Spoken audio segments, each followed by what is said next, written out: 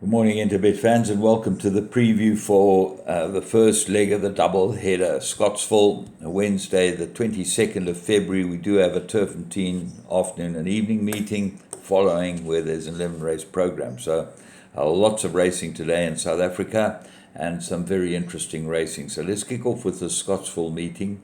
24 pentrometer, good to soft will be the going, 9 meter false rail.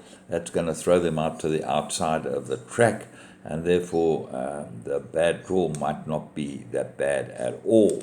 So let's have a look at the first race, 12:30, maiden juvenile plate. They go 1100 meters, and the favourite is number 10, African Beat. So this drifted last time from 7-2 to 10-1, which is always alarming, and ran accordingly. Tristan Godden gets the ride for the Michael Miller operation. So it will be interesting to see how this one goes, well clear of the speed rating. And the two first-timers that have been backed will have to be awake to beat this horse. Laf's got number 1, Calling All Angels, and he says should run a place. And he obviously likes this the daughter of New Predator. Keegan DeMello gets a leg up. That's for the Werner's team, and should go well. 4, Hot Pearl. The other horse has been money for, and Wendy Whitehead says well run, well. Coltick gets the ride. So it will be interesting to see how they go in the first, and I'll wait to watch them go down before we do anything. Race 2, graduation conditional, 1200 meters. Well, this is an anomaly if ever I've seen one. And, why have a graduation and why make it conditional? If you have a graduation, set weights is how it should be. Well, that's the problem with these races. So try and work out what's got a chance.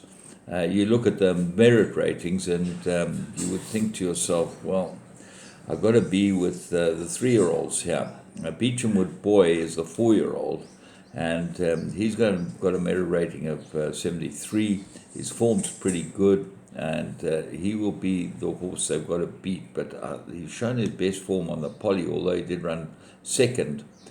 Course and distance the time before last behind Queenswood. So interesting to see him go in this race. He gets a kilo.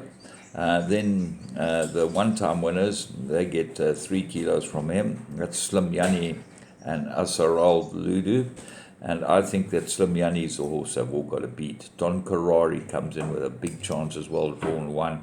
So it's actually quite a tough race, and I'd put all 4 of them into your play as far as your bipod's concerned, and certainly place accumulator. You should get 3 of the 4 through. Race 3, this is maiden plate. They go 1,000 meters, and the money's all been for Master Bling. Good comment from Garth Puller. Good work, he says. So obviously this horse has shown something, and that's why it's head of the betting boards. But it's got to beat the horse that had his first run, very nice first run, Ulverston. Well, have a look at this race and you'll see he ran very, very well, this horse. Will he improve? I'm not sure. It will be interesting to see how the Frank Robinson inmate goes, and he might be an improver and could run well. Keen on Kelly, number 5, I think will go well with Sean Field for the Duncan Howells outfit. But the find of the race is number 10, Alair's Unicorn. Go back 3 runs. That was a very good run behind Cinnamon Blush, and gets a 4-kilogram claimer.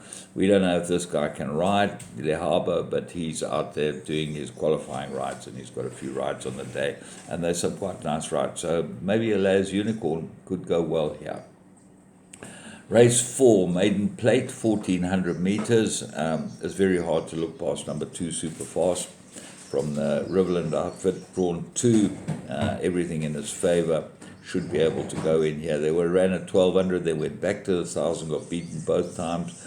There was really lack of real support for it, and this 1,400 looks absolutely perfect for a Super Fast.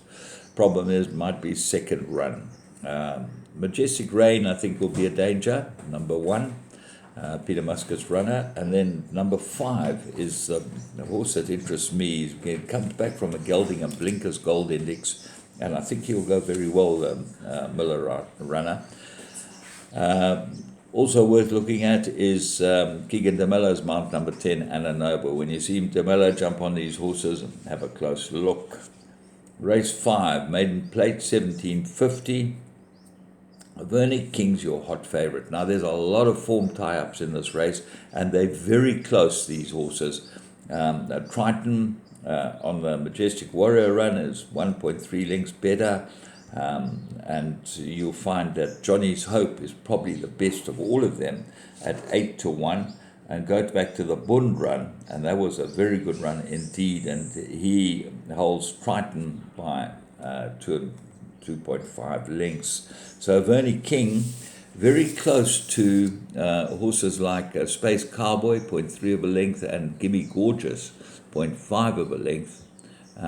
So it's not cut and dried, and I know a lot of you might think this was a banker. I immediately looked at it, I thought this is an absolute banker, but I'm going to put in a few horses here. Race 6, mirror rate of 73, they go 1,750, and El Dante won a really good race last time. He went to the front, the Mela dictated, but the time was what impressed me. 94.38 is a very, very good time over the mile at Scottsville. And if you look at other horses that run in this race over the mile, they're all in the 97, 98. So that makes him very hard to beat. He's +8, but he could go really well here.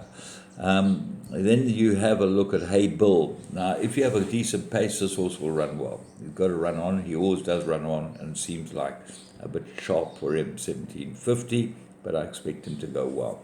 Unsolved Riddle, this one a good maiden. And if you look at the times, he ran 85.9 and Al Dante ran 94.3. Wow, that means that Al Dante over the mile would have run the last 200 meters at about 12 seconds faster, about 9 seconds faster. There is a real difference, and as a result, Unsolved Riddle's got to find quite a lot. Majestic Warrior improved last time. The Bayou always runs well, and El Ravine might improve. Race 7, Fever Tree, 1,500 meters, 3 horses. One Ideal Act got very good form, head of the speed rating, DeMello aboard it. 2 Diani, and won his last 4, and Bosch has done an incredible job with this horse. Really looks in good shape, and the 3-year-old should go well here with 51.5 on his back. And then Captain Fontaine, well, this horse has got a great big reputation. It will be interesting to see how he goes against this lot, certainly going a little further. Out of a Joshua Dancer mare by Captain Al, there's nothing that tells you that he should stay, but his style of running gives him a big chance. Race 8, merit rate of 73, they got 1,200 meters.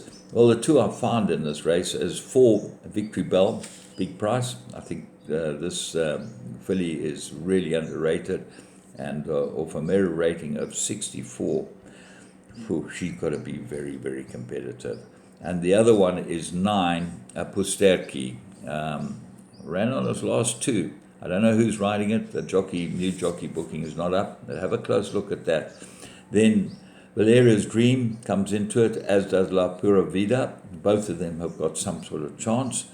And Diamond Girl got 2-point penalty for running second last time. That's second run after arrest. Morgan Le Fay got some form. So all in all, most interesting day. Tried to unlock some of the value in the race day. And I hope you all have a great day's racing at Scottsville. And let's move on to Turfentine, where I'll have my preview up in an hour.